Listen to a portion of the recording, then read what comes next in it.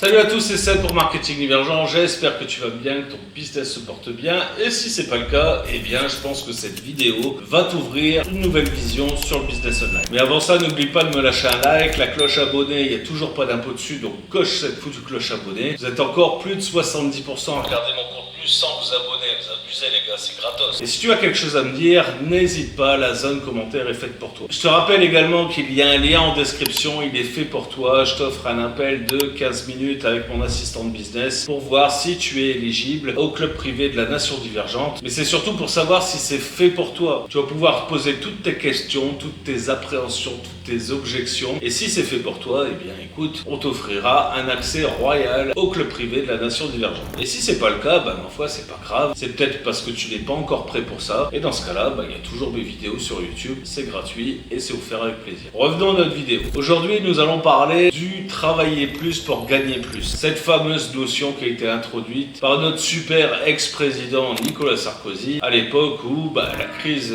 financière tapait la France de plein fouet. Je te rappelle, les subprimes aux États-Unis. Bref, on ressentait en France les premiers effets de l'inflation. Et donc, il fallait répondre à la question comment est-ce qu'on fait pour gagner plus. Mais la réponse de notre chef de gouvernement et en particulier Sarkozy était donc de travailler plus. Mais disons que les heures sup n'étaient pas au moins fiscalisées de façon à t'aider un petit peu plus. Bon, grosso modo, ça a fait un flop, t'as compris. En France, on est plutôt sur le 35 heures plutôt que le 40 heures, hein, t'as compris. D'ailleurs, moi, à mon époque, c'était 40 heures pour tout le monde et tout le monde était content. Et personne ne râlait. Maintenant, quand tu dis à un employé qu'il va falloir faire 35 heures, il est déjà là en mode... 35 heures, c'est beaucoup, non? Alors que nous, en tant qu'entrepreneurs, 35 heures, on se les tape en 2 jours, quoi. Mais bon, tout ça, c'est encore un autre sujet, mais qui a introduit le premier. C'est-à-dire, faut-il vraiment travailler plus pour gagner plus? Eh bien, c'est une notion qui est destinée aux salariés. Et toi, si tu es déjà entrepreneur, ou si tu projettes de devenir entrepreneur, eh bien, cette question ne devrait même pas te travailler. Pourquoi? Parce que l'idée sur Internet, c'est d'automatiser un maximum ton business, de façon à arrêter de vendre ton temps contre de l'argent. C'est ce que tu fais quand tu es salarié. Tu es à disposition de ton patron de telle heure à telle heure, tu fais 35 heures par semaine, 151 heures, je sais pas combien tous les mois. Bref, tu es à disposition et ton heure est rémunérée. Et bien quand tu es à ton compte, c'est totalement différent. Et encore plus sur Internet, puisque tu vas pouvoir utiliser des leviers comme l'automatisation, de mettre à disposition directement tes offres, ou si tu fais de l'affiliation marketing, eh bien ce sont les annonceurs qui vont s'occuper de toute la partie vente. Donc toi, une fois que tu auras fait la promotion et créer tes systèmes de promotion,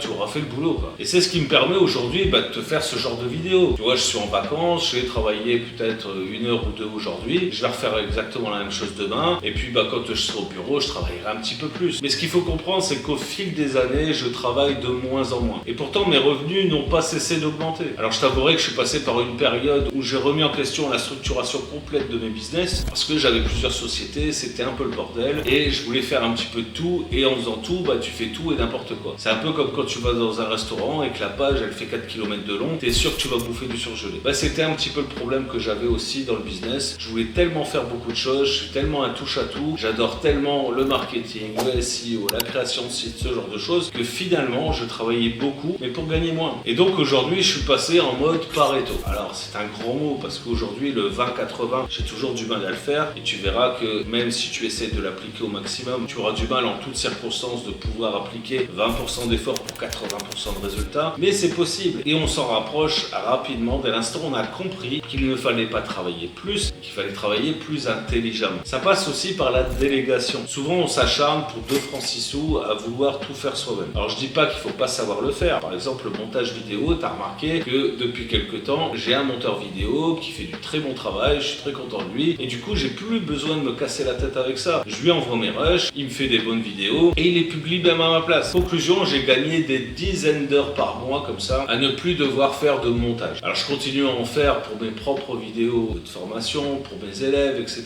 parce que c'est plus spécifique, il faut savoir exactement où est-ce qu'on va cutter, pas cutter. Bref, ça demande une analyse des rushs plus importante. Mais pour YouTube, je pense que tu as vu qu'il faisait le travail et que j'avais pas besoin de repasser derrière lui. Et bien tout ça fait partie de l'optimisation de ma productivité et dans ce cas, eh bien je travaille moins pour gagner plus. Un autre tip que je te donne, jeune, au lieu de t'acharner à faire un business tout seul, prends un associé. Essaye de trouver quelqu'un qui a le même mindset que toi, qui a la même vision business, qui a la même motivation et la même envie de réussir que toi, et essaye de créer un business avec lui ou avec elle. L'idée, c'est de complémentariser vos compétences respectives. Et au lieu de vouloir tout faire à la fois l'acquisition, le marketing, la vente, etc., eh bien, tu peux répartir les tâches d'une façon différente. Ça t'empêchera pas d'avoir un regard sur ton business, mais au moins, tu sais qu'il y a une partie qui est gérée par ton associé, il a les mêmes intérêts que toi, et la plupart du temps, ces associations fonctionnent très bien. Alors, je te dis pas de t'associer avec n'importe qui, il faut prendre ton temps et trouver la bonne personne. Et la plupart du temps, quand vous avez les mêmes objectifs, il n'y a aucune raison de vous limiter à rester tout seul dans votre coin, alors que vous pouvez vous associer avec quelqu'un qui aura la même ambition de réussite que vous. C'est ce que je fais moi-même dans la plupart de mes business. Et si tu nous rejoins dans la Nation Divergente, tu verras que j'ai un cofondateur qui est mon associé. Pourtant, le projet à la base, c'est le mien. Mais lui est clairement très bon en marketing. Et moi, ça me permet de me concentrer sur la création de contenu, sur le SEO, etc.